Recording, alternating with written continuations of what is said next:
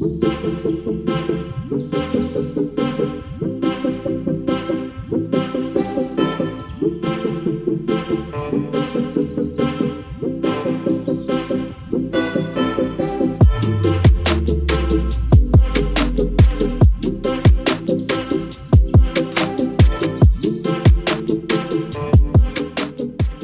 माशाल्लाह से हमारा ब्रीडर है और इसको अलग से जो है ऐसे गंदम की जाती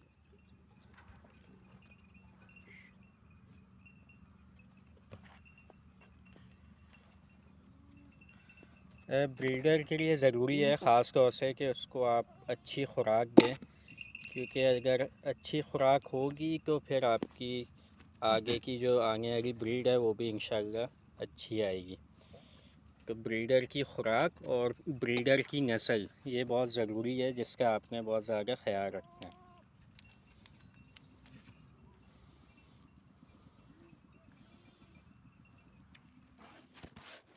तो पानी इसमें से मुकम्मल निकाल चुके हैं और पानी से धोने का एक ये मकसद भी होता है कि इसमें जितनी मिट्टी है वो निकल जाए। अब इसमें चोकर डाल के इसको अच्छे से मिक्स कर दिया जाएगा।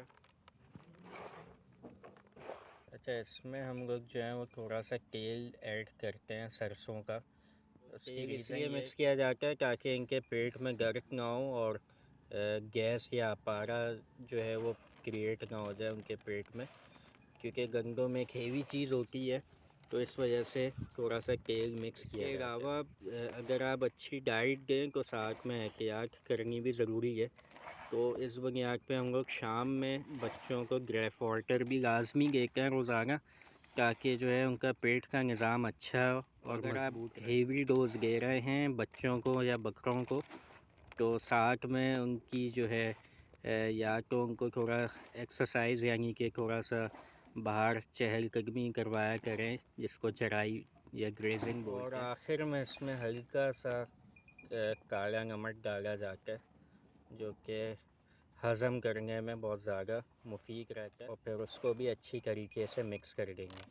जो हमारा ब्रीडर है उसको दी जाती है।